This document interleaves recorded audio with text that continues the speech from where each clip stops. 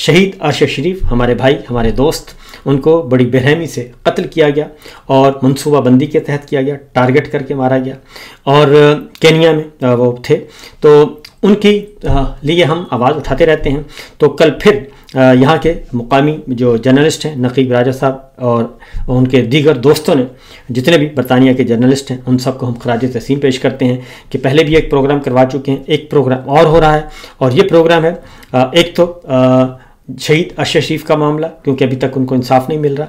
दूसरा मामला है पाकिस्तान में बुनियादी इंसानी हकूक़ की पामाली और साथ ही साथ जो मीडिया को वहाँ पे दबाया जा रहा है, मीडिया की आज़ादी सल्ब की जा रही है। उस सिलसिले में प्रोग्राम है जी कल। शहीद अरशद शरीफ साहब के लिए हम आवाज़ उठाएंगे। इमरान रियाज साहब भी वहाँ होंगे, नजमुल हसन बाजवा भी होंगे और सभी काज़मी भी होंगे, ऑस्ट्रेलिया से आए हुए हैं।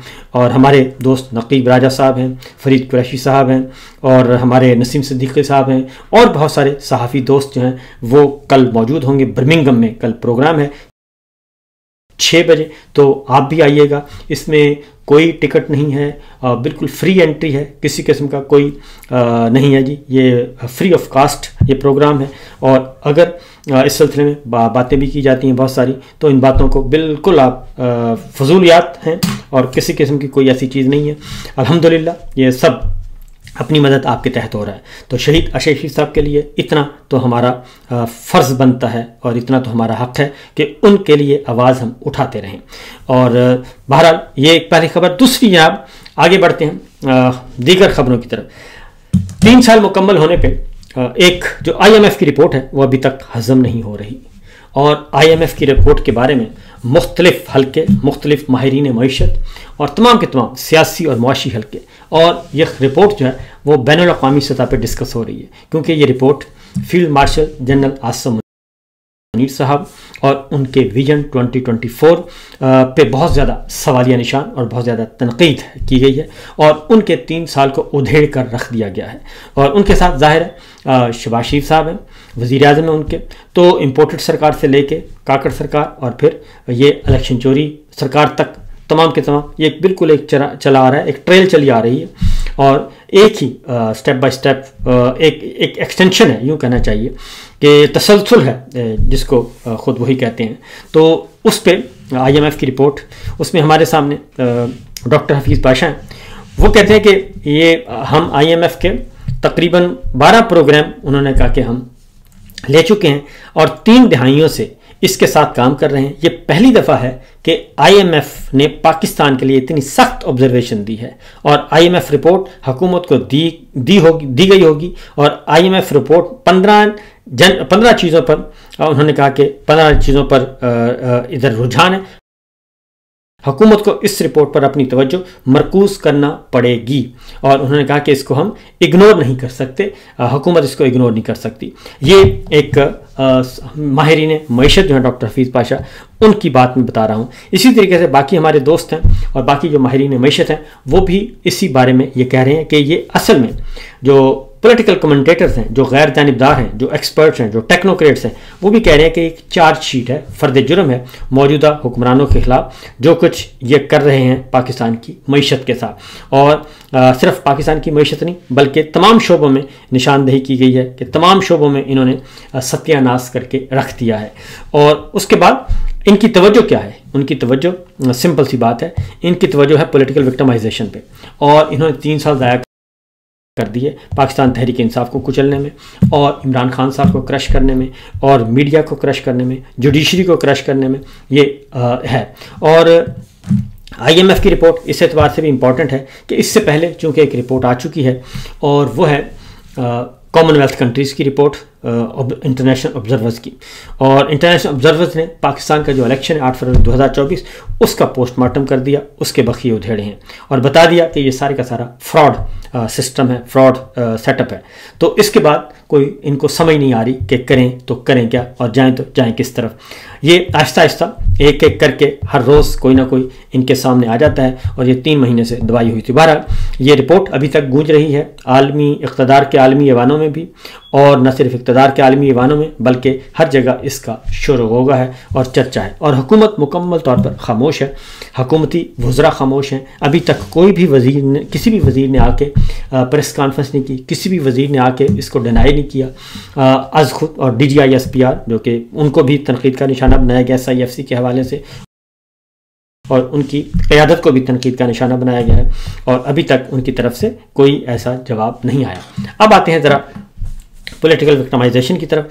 पूरे मुल्क में यौम स्याह मनाया गया, और कुछ बातें मैं पहले व्लॉग में बता चुका हूँ लाइव सेशन में, और कुछ और बता दूँ कि यौम स्याह मनाया गया, और इस यौम स्याह का भरपूर तरीके से एक अवामी रद्दअमल सामने आया है।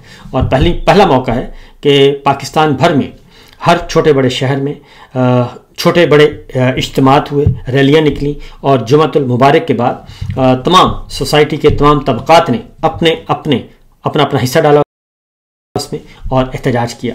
और ये एहतजाज था आइन की बालादस्ती के लिए के हक़ में था, और 27वीं गैरानी तरमीम के ख़िलाफ़ था, इस्तिस्ना के ख़िलाफ़ था, और मुल्क में जो जारी है फस्तायत उसके ख़िलाफ़ था, और जमहूरियत की बहाली के लिए था, आइन की बहाली के लिए था। और तहरीक तहफ़्फ़ुज़ आइन पाकिस्तान ने इसकी अपील की थी। पाकिस्तान तहरीक इंसाफ सबसे बड़ी जमात उसमें शामिल थी, और वकला ने भी इसमें हिस्सा लिया। तो कल महमूद खान अचगई साहब ने बड़ा वाज़ेह तौर पर कहा कि अब हम अगले स्टेप पे, ये उन्होंने कहा कि हमें ये मजबूर कर रहे हैं कि हम अगला स्टेप जो होगा वो फिर हम सीढ़ियाँ लेके आएंगे, और जब अवाम निकलेंगे तो सीढ़ियाँ भी लेके आएंगे, और अडयाला जेल के अंदर उतरेंगे, और इमरान खान साहब से मुलाकात भी कर लेंगे, और उनको आज़ाद भी करवा लेंगे। तो ये इस हद तक कहा गया है। और दूसरा वाज़ेह तौर पर उन्होंने कहा कि हम इस हुकूमत को किसी भी सूरत में तस्लीम करने के लिए तैयार नहीं, ये एक चोरी शुदा मैंडेट लेके आई है और डाका डाला हुआ है। अब आते हैं आगे, हुकूमत क्या कर रही है। हुकूमत अब भी जान छुड़वा रही है, और पाकिस्तान पीपल्स पार्टी भी और मुस्लिम लीग नवाज़ भी, और इनके बड़े बड़े रहनुमा भी, बड़े बड़े वज़रा और बड़े बड़े ओहदों पर तैनात हुकूमती शख्सियात, मुस्लिम लीग नवाज़ और पीपल्स पार्टी दोनों अब ये वजाहतें कर रहे हैं, और पाकिस्तान तहरीक इंसाफ को और सियासतदानों को ये पैगामात पहुँचा रहे हैं, अपोजिशन को, मीडिया को ये बता रहे हैं कि ये जो कुछ हो रहा है इसमें हम शामिल नहीं हैं। मिसाल के तौर पर शहबाज शरीफ साहब ने जब फ़ोन किया था वज़ीर आला खैबर पख्तूनख्वा सोहेल अफरीदी साहब को, तो उन्होंने कहा मेरी मुलाकात करवा दें इमरान खान से। तो उन्होंने कहा था मैं पूछ कर बताऊँगा। ये प्राइम मिनिस्टर ऑफ पाकिस्तान कह रहे हैं कि मैं पूछ कर बताऊँगा कि मुलाकात होनी है या नहीं होनी। किससे पूछना था? सिंपल सी बात है, शहबाज शरीफ साहब ने बता दिया कि भाई ये इमरान खान साहब मेरे कंट्रोल में नहीं है, इनकी जो तहवील है ये मेरी तहवील में नहीं है, और अडयाला जेल को मैं कंट्रोल नहीं कर रहा। मैं पूछूंगा, किससे पूछूंगा? फील्ड मार्शल साहब से। यकीनन उनका इशारा यही था, और वो कहते भी रहते हैं। उसके बाद पंजाब हुकूमत को ख़त लिखा गया, उन्होंने भी कोई नहीं किया। वज़ीर आला खैबर पख्तूनख्वा एक सूबे के चीफ एग्जीक्यूटिव हैं, उनके साथ बदतमीज़ी की जाती है, मिसबिहेव किया जाता है, मुलाकात नहीं करने दी जाती। और पंजाब पुलिस को कौन कंट्रोल कर रहा है? पंजाब पुलिस किसके मतहत है? वो है मरियम साहिबा के। लेकिन मरियम साहिबा पैगाम भिजवाती हैं कि भाई ये हम नहीं करवा रहे। और उसकी चंद मिसालें हैं। मुसद्दिक मलिक साहब वफाकी वज़ीर हैं और बहुत करीबी समझे जाते हैं आले शरीफ के, और उन्होंने भी इस बात की कहा कि इसकी तहकीकात होनी चाहिए कि इमरान खान साहब की बहनों के साथ किसने बदसलूकी की, किसके हुक्म पर हुई।